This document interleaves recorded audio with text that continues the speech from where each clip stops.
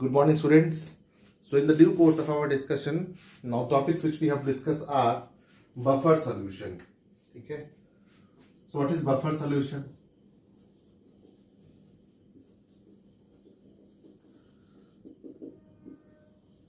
Buffer solution समझने के लिए एक हम छोटा सा एग्जांपल लेते हैं.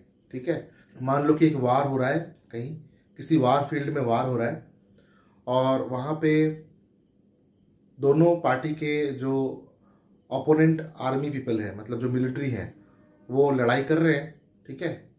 और उनमें से कुछ एक सैनिक जो है वो शहीद होते जा रहे हैं. तो उस समय कैप्टन क्या करेंगे? क्या कैप्टन खुद भी जाके शहीद हो जाएंगे वहां पे? तो कैप्टन क्या करेंगे? एक प्लान बनाएंगे, है ना. क्या प्लान बनाएंगे कि जो सैनिक उस मौके पे शहीद हो रहे हैं तो उससे जो स्ट्रेंथ कम हो रहा है उस टीम का, तो उस टीम के स्ट्रेंथ को कम ना होने देने के लिए एक कैंप ऐसा बना के रखेंगे वो, जहां से तुरंत पोजीशन लेने के लिए अलग आर्मी पीपल या मिलिट्री पीपल तैयार हो जाएंगे, है ना. जैसे कि मैं लड़ाई कर रहा हूँ और मैं मर गया, तो क्या होगा? मेरे जगह पे कोई और आ जाएगा. ठीक है. तो एक बफर मेंटेन रहेगा. ठीक है. तो बफर का मतलब समझ में आया? बफर का मतलब एक ऐसा सिस्टम जिस सिस्टम के कारण जो वर्किंग सिस्टम है ना, वो वर्किंग सिस्टम में कोई चेंज आने के कारण फिर वो खुद को ऐसे एडजस्ट कर ले कि जैसे कोई चेंज हुआ ही नहीं. ठीक है.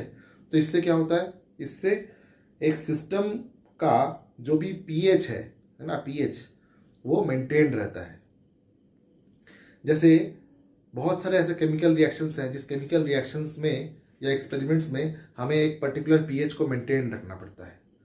लेकिन अगर केमिकल रिएक्शंस चलेगा तो पीएच भी चेंज होगा. तो उस पीएच को मेंटेन रखने के लिए, ठीक है, कुछ बफर सॉल्यूशन बनाते हैं हम.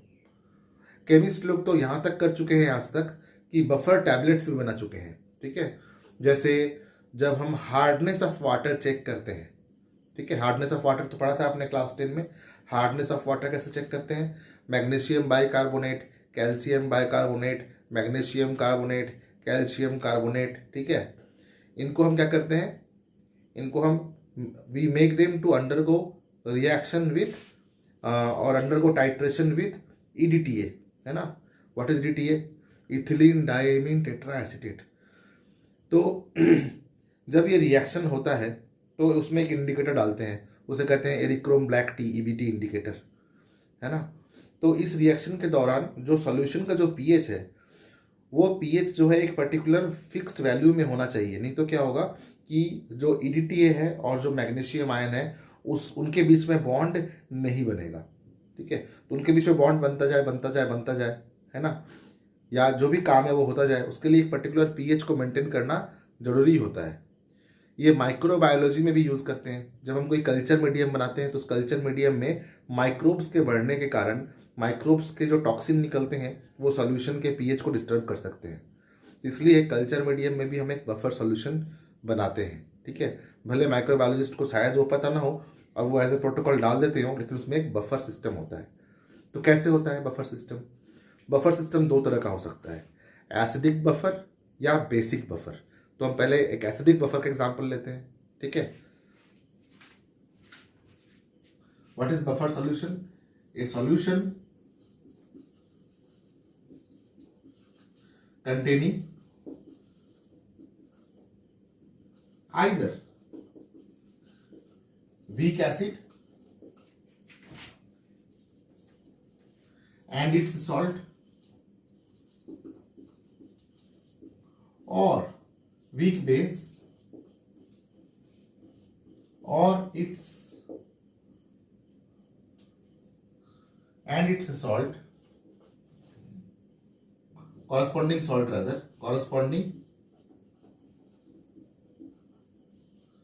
salt such that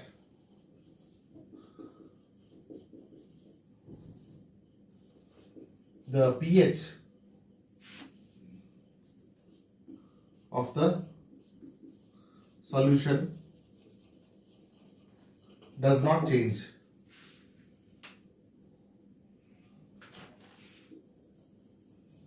does not change while any reaction takes place or occurs. Now, how is it possible? It is possible by making either one acidic buffer solution or basic buffer solution.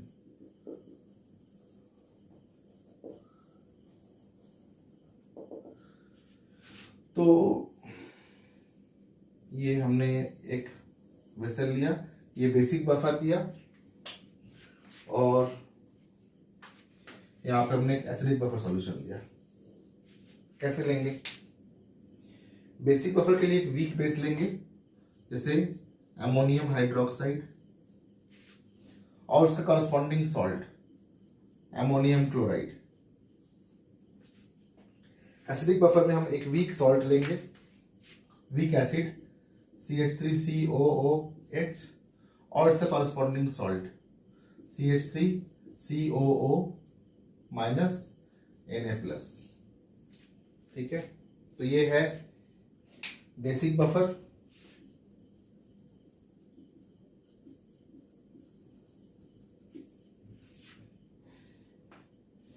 और ये है acidic buffer.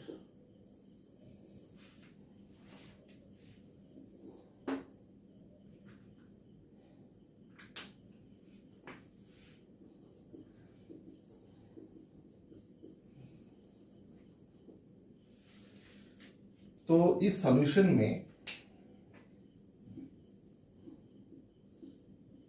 अगर हम H+ डाल दें, external H+ डल जाए externally, तो क्या होगा?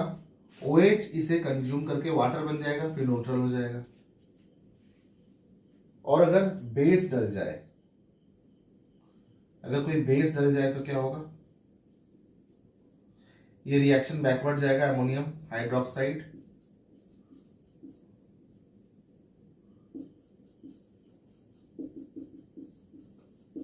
This reaction will go backward, और फिर अमोनियम हाइड्रोक्साइड बन जाएगा. ठीक है, तो अगर बेस डलेगा तो इक्विलिब्रियम बैकवर्ड जाके फिर अमोनियम हाइड्रोक्साइड बन जाएगा, तो एक्सेस OH नहीं हो पाएगा. और अगर एसिड आया तो अमोनियम क्लोराइड बन जाएगा.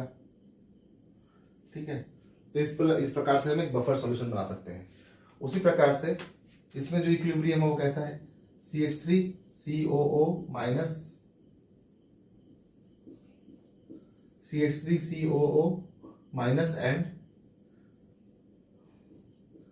H+ and CH3COO Na+.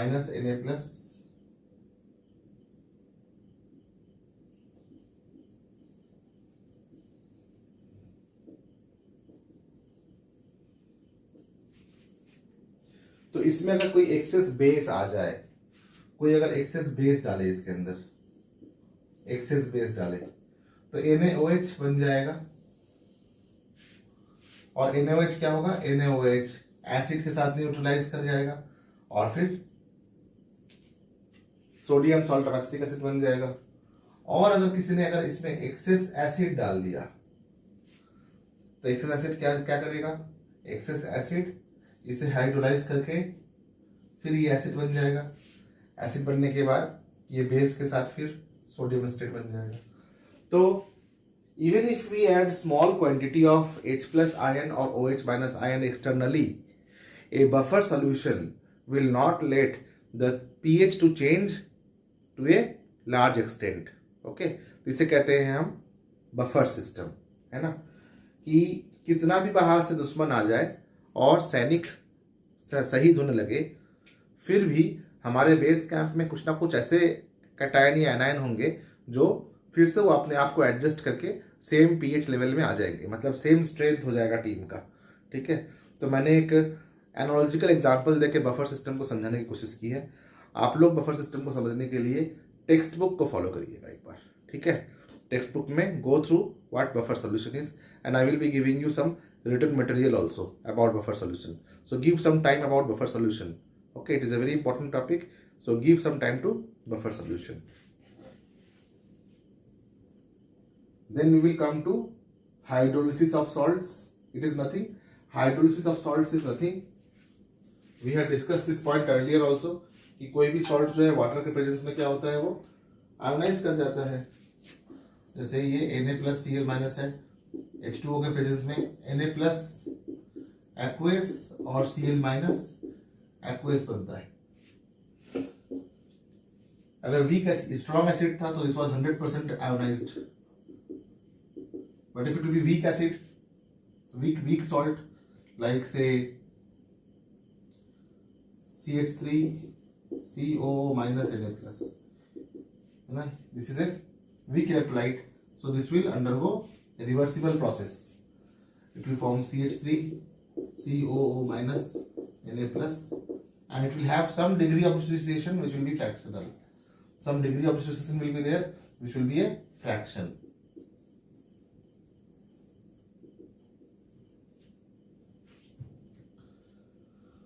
So solubility, equilibrium, solubility product, and common ion effect and ionic effect.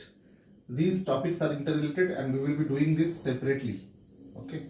So till now whatever topics I have taught you, based on that I will be giving you some questions.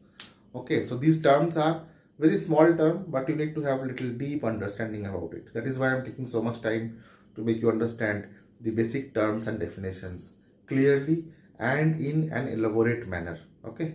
So I will be giving you some write-up material.